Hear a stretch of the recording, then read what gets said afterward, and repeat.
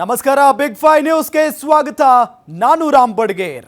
5 ಸುದ್ದಿಗಳನ್ನು ನೋಡ್ತಾ ಹೋಗೋಣ. ಮೊದಲಿಗೆ ಬಿಗ್ ಫೈನಲ್ಲಿ ಮೊದಲ ಸುದ್ದಿ ಯಾವುದು ಹಾಗಾದ್ರೆ ಅದು ಯತ್ನಾಳ್ ವರ್ಸಸ್ ವಿಜಯೇಂದ್ರ ನಡುವಿನ ಬಿಗ್ ಫೈಟ್ ದೊಡ್ಡ ಮಟ್ಟಕ್ಕೆ ಹೋಗ್ತಾ ಇದೆ. ವಿಜಯೇಂದ್ರಗೆ ಬಸನಗೌಡ ಪಾಟೀಲ್ ಯತ್ನಾಳ್ ಅವರು ಸವಾಲನ್ನ ಹಾಕಿದ್ದಾರೆ. ಹಾಗಾದ್ರೆ ಯತ್ನಾಳ್ ಬಸನಗೌಡ ಪಾಟೀಲ್ ಯತ್ನಾಳ್ ಅವರು ವಿಜಯೇಂದ್ರ ಅವರಿಗೆ ಯಾವ ರೀತಿಯಾದಂತಹ ಸವಾಲು ಹಾಕಿದ್ದಾರೆ? ವಿಜಯೇಂದ್ರಗೆ ಯತ್ನಾಳ್ ನೇರವಾಗಿ ಸವಾಲನ್ನ ಹಾಕಿರೋದು.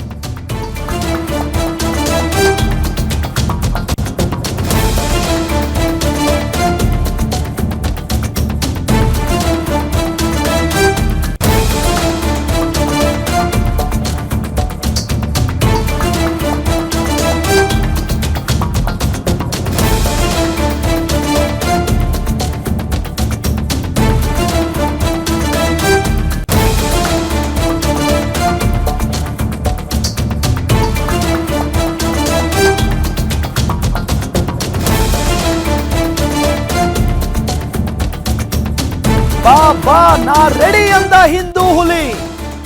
ವಿಜಯೇಂದ್ರಗೆ ಯತ್ನಾಳ್ ನೇರ ಸವಾಲನ್ನ ಹಾಕಿದ್ದಾರೆ. ಬಿಜೆಪಿ ಪಾಳೆಯದಲ್ಲಿ ರಿಸೈನ್ ಪಾಲಿಟಿಕ್ಸ್ ಶುರುವಾಗಿದೆ. ಈಗ ವಿಜಯೇಂದ್ರ ವಿರುದ್ಧ ತೊಡೆ ತಟ್ಟಿದ್ದಾರೆ ಉಚ್ಚಾಟಿತ ಶಾಸಕ ಬಸನಗೌಡ ಪಾಟೀಲ್ ಯತ್ನಾಳ್. ದಮ್ಮಿದ್ರೆ ಶಾಸಕ ಸ್ಥಾನಕ್ಕೆ ರಾಜೀನಾಮೆಯನ್ನ ಕೊಟ್ಟು ಬರಲಿ. ನಾನು ರಾಜೀನಾಮೆ ಕೊಡ್ತೀನಿ, ಎಲೆಕ್ಷನ್ಗೆ ಹೋಗೋಣ, ನಾನು ಭಗವದ್ ಧ್ವಜದ ಮೇಲೆಯೇ ಗೆದ್ದು ಬರ್ತೀನಿ. ವಿಜೇಂದ್ರನಿಗೆ ತಾಕತ್ತಿದೆಯಾ? ಯತ್ನಾಳ್ ಸವಾಲನ್ನ ಹಾಕಿದ್ದಾರೆ. ನಾನು ಎಲ್ಲದಕ್ಕೂ ರೆಡಿ ಆಗಿದ್ದೀನಿ, ನೀನು ರಿಸೈನ್ ಮಾಡು, ನಾನು ಮಾಡ್ತೀನಿ, ಇಬ್ರು ಎಲೆಕ್ಷನ್ಗೆ ಹೋಗೋಣ, ನಾನು ಭಗವದ್ ಧ್ವಜವನ್ನ ಇಟ್ಕೊಂಡು ಗೆದ್ದು ಬರ್ತೀನಿ. ತಾಕತ್ತಿದೆಯಾ ವಿಜೇಂದ್ರ ಅನ್ನೋ ನಿಟ್ಟಿನಲ್ಲಿ ಬಸನಗೌಡ ಪಾಟೀಲ್ ಯತ್ನಾಳ್ ಅವರು ಸವಾಲನ್ನ ಹಾಕಿದ್ದಾರೆ. ಇವತ್ತು ಯತ್ನಾಳ್ ಹುಬ್ಬಳ್ಳಿಯಲ್ಲಿ ಒಂದು ಸುದ್ದಿಗೋಷ್ಠಿಯನ್ನ ನಡೆಸ್ತಾರೆ. ಬಹಳಷ್ಟು ಕುತೂಹಲ ಇತ್ತು ಬಸನಗೌಡ ಪಾಟೀಲ್ ಯತ್ನಾಳ್ ಅವರು ಏನನ್ನ ಮಾತನಾಡಬಹುದು ಅಂತ ಹೇಳಿ. ಒಂದು ಪಕ್ಷಕ್ಕೆ ವಾಪಸ್ ಬರ್ತೀನಿ ಅಂತ ಹೇಳ್ತಾರೆ ಅಂತ ಅನ್ಕೊಂಡಿದ್ವಿ. ಅದರ ಜೊತೆಗೆ ಯತ್ನಾಳ್ ಹೊಸ ಪಕ್ಷದ ಘೋಷಣೆಯನ್ನ ಏನಾದರೂ ಮಾಡ್ತಾರೇನೋ ಅಂತ ಅನ್ಕೊಂಡಿದ್ವಿ. ಆದ್ರೆ ಯತ್ನಾಳ್ ಮಾತಿನುದ್ದಕ್ಕೂ ಈ ಹಿಂದೆ ಯಾವ ರೀತಿಯಾಗಿ ವಿಜೇಂದ್ರ ಅವರ ವಿರುದ್ಧ ಹರಿಹಾಯ್ತಾ ಇದ್ರೋ ಅದರ ಡಬಲ್ ಇವತ್ತು ಮಾತನಾಡಿದ್ದಾರೆ. ಜೊತೆಗೆ ಒಂದು ನೇರವಾಗಿ ಸವಾಲನ್ನ ಕೂಡ ಹಾಕಿದ್ದಾರೆ. ರಿಸೈನ್ ಪಾಲಿಟಿಕ್ಸ್ ಶುರುವಾಗಿದೆ ಬಿಜೆಪಿ ಪಾಳೆಯದಲ್ಲಿ. ಈಗ ವಿಜೇಂದ್ರ ವಿರುದ್ಧ ತೊಡೆ ತಟ್ಟಿದ್ದಾರೆ ಯತ್ನಾಳ್. ದಮ್ಮಿದ್ರೆ ತಾಕತ್ತಿದ್ರೆ ಶಾಸಕ ಸ್ಥಾನಕ್ಕೆ ರಾಜೀನಾಮೆ ಕೊಟ್ಟು ಬರಲಿ, ನಾನು ರಾಜೀನಾಮೆ ಕೊಡ್ತೀನಿ, ಎಲೆಕ್ಷನ್ಗೆ ಹೋಗೋಣ, ಬೇಕಾದ್ರೆ ನಾನು ಕೇವಲ ಭಗವದ್ ಧ್ವಜದ ಮೇಲೆಯೇ ಗೆದ್ದು ಬರ್ತೀನಿ ಅಂತ ಹೇಳಿ ವಿಜಯೇಂದ್ರನಿಗೆ ತಾಕತ್ತಿದೆಯಾ ಅಂತ ಹೇಳಿ ಪ್ರಶ್ನೆ ಮಾಡಿದ್ದಾರೆ. ಕುಟುಂಬದಿಂದ ಮುಕ್ತ ಆದ ಮ್ಯಾಗ ಹೋಗ್ತಾನೆ. ಈ ನೋಡುನಲ್ರಿ, ಯಾಕೆ ಭರವಸೆ ಹೀನರಾಗಬಾರ್ದು.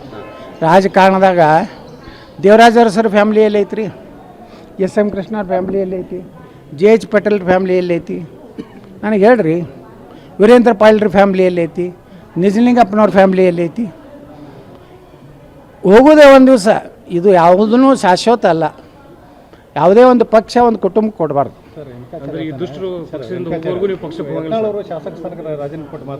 ಮೊದಲು ವಿಜಯೇಂದ್ರ ರಾಜೀನಾಮೆ ಕೊಡುತ್ತೇಳ್ರಿ. ಯಾಕಂದ್ರೆ DK ಶಿವಕುಮಾರ್ ಹೇಳ್ಯಾನ, ನಮ್ಮ ಭಿಕ್ಷೆಯಿಂದ ನೀವು ಹಾಗೆ ಹೇಳ್ಯಾರಿಲ್ಲ, ನೀವು ಮಾಧ್ಯಮದವ್ರು ಹೇಳ್ರಿ ಏನಂತ ಹೇಳ್ಯಾರಿ, ನಮ್ಮ ಭಿಕ್ಷೆಯಿಂದ ನೀವು MLA ಆಗಿಯಪ್ಪ, ವಿಧಾನಸಭಾ ಕಟ್ಟಿ ಹತ್ತಿದ್ದೆ, ನಾವು ಏನಾರ ನಾಗರಾಜಗೌಡ ಕೊಟ್ಟಿದ್ರೆ ನೀನು 30,000 ಲಗ ಹೊಡಿತಿದ್ದೆ ಅಂತ ಹೇಳಿದ್ದ. ಮೊದಲು ವಿಜಯೇಂದ್ರ ರಾಜೀನಾಮೆ ಕೊಡಲಿ, ನಾನು ರಾಜೀನಾಮೆ ಕೊಡ್ತೀನಿ, ಇಬ್ಬರು ಎಲೆಕ್ಷನ್ ಮಾಡೋಣ. ದಮ್ಬಿದೆಯಾ ವಿಜೇಂದ್ರ? ಇಂಥ ಹಂದಿಗಳಿಂದ ಯಾಕೆ ಮಾತಾಡಿಸ್ತೀವಿ ವಿಜೇಂದ್ರ? ಹಾಂ, ತಾವೊಬ್ಬ ಸ್ವಾಮಿಯಾಗಿ SC ಸರ್ಟಿಫಿಕೇಟ್ ಕೊಡೋ ನಾನು ನಾಚಿಕೆ ಆಗೋದಿಲ್ಲ ವಿಜೇಂದ್ರ.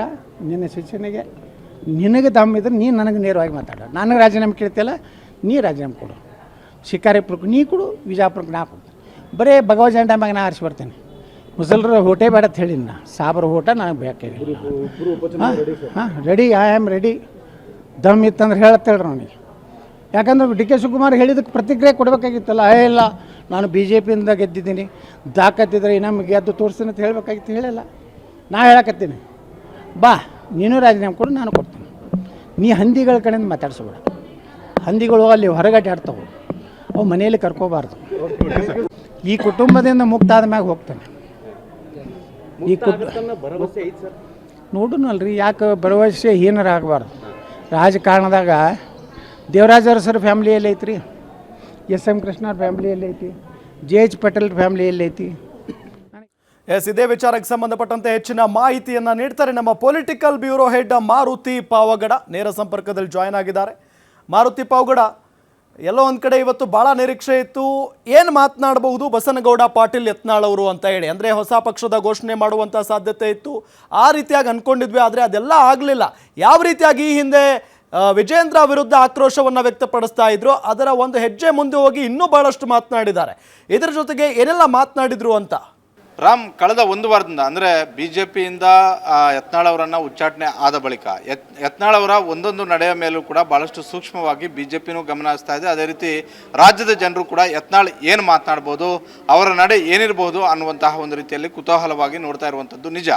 ಇವತ್ತು ಏಕಾಏಕಿ ಸುದ್ದಿಗೋಷ್ಠಿ ಮಾಡ್ತೀನಿ ಅನ್ನುವಂಥ ಒಂದು ಸುದ್ದಿಯನ್ನು ಹೊರಗಡೆಗೆ ಬಿಟ್ಟ ಬಳಿಕವೇ ಏನು ಮಾತನಾಡ್ಬೋದು ಅನ್ನುವಂಥ ಒಂದು ಆತಂಕ ಬಿಜೆಪಿಯವ್ರಿಗೂ ಇತ್ತು. ಅದೇ ರೀತಿ ಕುತೂಹಲ ರಾಜ್ಯದ ಜನರಿಗೂ ಕೂಡ ಇತ್ತು. ಯಾಕಂತ ಹೇಳಿದ್ರೆ ಕಳೆದ 3-4 ದಿನಗಳಿಂದ ಹೊಸ ಪಕ್ಷವನ್ನು ಕಟ್ಟೋದಕ್ಕೆ ಅಂತಿಮವಾದಂತಹ ಒಂದು ನಿರ್ಧಾರವನ್ನು ಯತ್ನಾಳ್ ಹಾಗೂ ಅವರ ಟೀಮ್ ಮಾಡ್ತಾ ಇದೆ ಅನ್ನುವಂಥ ಒಂದು ಚರ್ಚೆ, ಒಂದು ಗುಸುಗುಸು ಮಾಡ್ತಲೇ ಬಂದಿದ್ರು.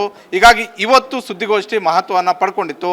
ಆದರೆ ಇವತ್ತಿನ ಸುದ್ದಿಗೋಷ್ಠಿಯು ಕೂಡ ಮಾಜಿ ಮುಖ್ಯಮಂತ್ರಿ ಯಡಿಯೂರಪ್ಪ ಹಾಗೂ ಹಾಲಿ ಬಿಜೆಪಿ ರಾಜ್ಯಾಧ್ಯಕ್ಷರಾಗಿರುವಂತಹ ವಿಜೇಂದ್ರ ಅವರನ್ನು ಟೀಕೆ ಮಾಡೋದಕ್ಕೆ ಅಷ್ಟೇ ಸೀಮಿತ ಆಗಿದೆ.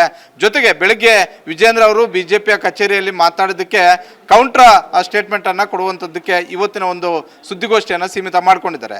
ಇಲ್ಲಿ ಬಿಜೆಪಿ ಕಚೇರಿಯಲ್ಲಿ ಬಿಜೆಪಿ ಸಂಸ್ಥಾಪನಾ ದಿನಾಚರಣೆ ಹಿನ್ನೆಲೆಯಲ್ಲಿ ಒಂದು ಕಡೆ ಸದಾನಂದ ಗೌಡರು ಕೂಡ ಪಕ್ಷದಲ್ಲಿ ಶಿಸ್ತು ಮೀರ್ತಾ ಇದ್ದಾರೆ ಅನ್ನುವಂಥ ಒಂದು ಆಕ್ಷೇಪ ಮತ್ತು ಅಸಮಾಧಾನವನ್ನು ಕೆಲವು ನಾಯಕರುಗಳ ವಿರುದ್ಧ ವ್ಯಕ್ತಪಡಿಸಿದರು. ಅದರಲ್ಲಿ ಮೊದಲ ಭಾಗವಾಗಿ ಸದಾನಂದ ಗೌಡರು ಮಾತಾಡಿರುವಂಥದ್ದು ಯತ್ನಾಳ್ ಅವರ ಬಗ್ಗೆ. ಯಾರೋ ಒಬ್ಬರು ಮಾತಾಡಿದಾಗ ಅದಕ್ಕೆ ಕೌಂಟರ್ ಕೊಡುವಂಥ ಒಂದು ಹೇಳಿಕೆಗಳು ಸರಿಯಾಗಿಲ್ಲ. ಪಕ್ಷದಲ್ಲಿ ಶಿಸ್ತನ್ನು ಮೀರುವಂತಹ ಒಂದು ಕೆಲಸ ಆಗಬಾರ್ದು. ಶಿಸ್ತು ಅಂದರೆ ಬಿಜೆಪಿ ಅಂದರೆ ಶಿಸ್ತು ಅನ್ನುವಂಥ ಒಂದು ಕಾಲ ಒಂದಿತ್ತು. ಇವತ್ತು ರಾಜ್ಯ ಬಿಜೆಪಿಗೆ ಅದು ಅನ್ವಯ ಆಗ್ತಿಲ್ಲ ಅನ್ನುವಂಥ ಒಂದು ಅಸಮಾಧಾನವನ್ನು ವ್ಯಕ್ತಪಡಿಸಿದರು. ಇದನ್ನು ಸಮರ್ಥನೆ ಮಾಡ್ತಲೇ ಬಿಜೆಪಿಯ ರಾಜ್ಯಾಧ್ಯಕ್ಷರಾದಂತಹ ವಿಜೇಂದ್ರ ಅವರು ಯಾರೋ ಒಂದಿಬ್ಬರು ಮಾತನಾಡಿದ ತಕ್ಷಣ ಏನೂ ಆಗೋದಿಲ್ಲ, ನನಗೂ ಒಂದೇ ನಿಯಮ ಅನ್ವಯ ಆಗುತ್ತೆ, ಬಿಜೆಪಿ ನಿಯಮ ಅನ್ವಯ ಆಗುತ್ತೆ, ಅದೇ ರೀತಿ ಒಬ್ಬ ಸಾಮಾನ್ಯ ಕಾರ್ಯಕರ್ತನಿಗೂ ಕೂಡ ಅನ್ವಯ ಆಗುತ್ತೆ. ಸಾಮಾನ್ಯ ಕಾರ್ಯಕರ್ತನ ಭಾವನೆಗಳಿಗೆ ಧಕ್ಕೆ ಆಗುವಂಥ ಒಂದು ರೀತಿಯಲ್ಲಿ ಯಾವ ನಾಯಕರು ಕೂಡ ಮಾತಾಡಬಾರ್ದು. ಒಂದು ವೇಳೆ ಮಾತಾಡಿದ್ದೆ ಆದರೆ ಈ ಹಿಂದೆ ಯಾರಿಗೆಲ್ಲ ಏನೆಲ್ಲ ಸಮಸ್ಯೆಗಳಾಗಿದ್ದಾವೋ ಅದೇ ಸಮಸ್ಯೆಗಳು ಮುಂದೇನೂ ಕೂಡ ಆಗ್ತವೆ ಅನ್ನುವಂಥ ಒಂದು ಸಂದೇಶವನ್ನು ರವಾನೆ ಮಾಡುವಂಥ ಒಂದು ಕೆಲಸ ಬಿಜೆಪಿ ರಾಜ್ಯಾಧ್ಯಕ್ಷರಾಗಿರುವಂತಹ ವಿಜೇಂದ್ರ ಅವರು ಕೊಟ್ಟಿದ್ದರು. ಈ ಹೇಳಿಕೆಗೆ ಕೌಂಟ್ರಿ ಹೇಳಿಕೆ ಕೊಡುವ ಸಲುವಾಗಿ ಯತ್ನಾಳ್ ಅವರು ಇವತ್ತು ಹುಬ್ಬಳ್ಳಿಯಲ್ಲಿ ಸುದ್ದಿಗೋಷ್ಠಿಯನ್ನು ಮಾಡಿರುವಂಥದ್ದು. ಅವರು ಕೂಡ ಬಹಿರಂಗವಾಗಿ ವಿಜೇಂದ್ರ ಅವರಿಗೆ ಸವಾಲನ್ನು ಹಾಕಿರುವಂಥದ್ದು. ನಾನು ಚುನಾವಣೆಗೆ ಸಿದ್ಧವಾಗಿದ್ದೇನೆ, ನೀನು ರಾಜೀನಾಮೆ ಕೊಟ್ಟು ಬಾ, ನಾನು ರಾಜೀನಾಮೆ ಕೊಟ್ಟು ಬರ್ತೀನಿ, ನಾನು ಚುನಾವಣೆ ಎದುರಿಸ್ತೀನಿ, ಯಾರು ಗೆದ್ದು ಬರ್ತಾರೋ ನೋಡೋಣ ಅನ್ನುವಂಥ ಒಂದು ರೀತಿಯಲ್ಲಿ ಸವಾಲನ್ನು ಹಾಕಿರುವಂಥದ್ದು. ಜೊತೆಗೆ ಯತ್ನಾಳ್ ಅವರು ಮಾತನಾಡ್ತಾ ಮತ್ತೊಂದು ವಿಚಾರವನ್ನು ಹೇಳಿದ್ದಾರೆ. ಅದು ಯಾವ ವಿಚಾರಕ್ಕೆ ತಳಕಾಕಿದ್ರೋ ಗೊತ್ತಿಲ್ಲ. ಯಾಕಂತ ಹೇಳಿದ್ರೆ ದೇವರಾಜ ಅರಸು ಅವರ ಹೆಸರನ್ನು ತಗೊಂಡಿದ್ದಾರೆ, ಅದೇ ರೀತಿ ಬಂಗಾರಪ್ಪ ಅವರ ಹೆಸರನ್ನು ತಗೊಂಡಿದ್ದಾರೆ. ಬೇರೆ ಬೇರೆ ರಾಜ್ಯದಲ್ಲಿ CM ಆಗಿ ಕೆಲಸ ನಿರ್ವಹಿಸಿದಂತಹ ಬೇರೆ ಮುಖ್ಯಮಂತ್ರಿಗಳ ಹೆಸರುಗಳನ್ನು ಕೂಡ ತೆಗೆದುಕೊಂಡು ಯಡಿಯೂರಪ್ಪ ಅವರ ಕುಟುಂಬ ರಾಜಕಾರಣದ ಬಗ್ಗೆ ಪ್ರಸ್ತಾಪವನ್ನು ಮಾಡ್ತಾರೆ. ಅವ್ರಿಗೆ ಮತ್ತೆ ಯಡಿಯೂರಪ್ಪ ಅವರ ಕುಟುಂಬ ರಾಜಕಾರಣಕ್ಕೆ ಯಾವ ರೀತಿಯಾಗಿ ಹೋಲಿಕೆ ಮಾಡಿದಾರೋ ಗೊತ್ತಿಲ್ಲ. ಒಂದಂತೂ ಸ್ಪಷ್ಟ, ಬಿಜೆಪಿಯಿಂದ ಉಚ್ಚಾಟನೆ ಆದ ಬಳಿಕವೂ ಕೂಡ ಇನ್ನೂ ಯಡಿಯೂರಪ್ಪ ಮತ್ತು ವಿಜೇಂದ್ರ ಅವರ ಜಪವನ್ನು ಮಾಡುವಂಥ ಒಂದು ಕೆಲಸ ಯತ್ನಾಳ್ ಅವರು ಮುಂದುವರಿಸಿದ್ದಾರೆ ಅಂತಲೇ ಹೇಳ್ಬೋದು. Ram, okay, thank you Maruti Pavagada ತಮ್ಮೆಲ್ಲ ಮಾಹಿತಿಗಾಗಿ. ಎಸ್, ಗಮನಿಸಿದ್ವಿ ಇದುವರೆಗೂ. ಅಂದರೆ ಯತ್ನಾಳ್ ಅವರು ಏನೆಲ್ಲ ಮಾತನಾಡಿದ್ರು, ಒಂದಂತೂ ಗ್ಯಾರಂಟಿ ಇತ್ತು, ಯತ್ನಾಳ್ ಅವರು BJPಗೆ ಮತ್ತೆ ಬರಬಹುದು, ಆ ನಿಟ್ಟಿನಲ್ಲಿ ಏನಾದರೂ ಮಾತನಾಡ್ತಾರ ಸಾಫ್ಟ್ ಆಗಿ ಅಂತೆಲ್ಲ ನಾವು ಅಂದ್ಕೊಂಡಿದ್ವಿ. ಯಾಕೆಂತ ಹೇಳಿದರೆ ಅವರ ಬಳಗದ ಕೆಲವೊಂದಿಷ್ಟು ನಾಯಕರು ಹೈಕಮಾಂಡ್ ನಾಯಕರನ್ನು ಹೋಗಿ ಭೇಟಿ ಮಾಡಿ ಮನವೊಲಿಸಿ ಮತ್ತೆ ಏನು ಯತ್ನಾಳ್ ಅವರನ್ನು BJPಗೆ ಕರೆತರುವಂಥ ಪ್ರಯತ್ನವನ್ನು ಮಾಡ್ತಾ ಇದ್ರು. ಇದೆಲ್ಲದರ ನಡುವೆ ಇವತ್ತು ಮತ್ತೊಮ್ಮೆ ಬಾಂಬ್ ಸಿಡಿಸಿದ್ದಾರೆ. ಸವಾಲನ್ನು ಹಾಕೋ ಮುಖೇನ ನಾನು BJPಗೆ ಬರಲ್ಲ ಅನ್ನೋ ನಿಟ್ಟಿನಲ್ಲಿ ಪರೋಕ್ಷವಾಗಿ ಇಲ್ಲಿ ಹೇಳಿದಂಗಿದೆ. ಮತ್ತು ಯಾವ ಕಾರಣಕ್ಕಾಗಿ BJPಯಿಂದ ಹೊರಗಡೆ ಬಂದರೋ ಅದೇ ಬದ್ಧತೆಯಲ್ಲಿ ನಾನಿರ್ತೀನಿ, ಅಂದರೆ ವಿಜೇಂದ್ರ ಅವರ ವಿರುದ್ಧ ನಾನು ಸಮರ ಸಾರ್ತೀನಿ ಅನ್ನೋ ನಿಟ್ಟಿನಲ್ಲೂ ಕೂಡ ಭಾಳ ಸ್ಪಷ್ಟವಾಗಿ ತಿಳಿಸಿದ್ದಾರೆ.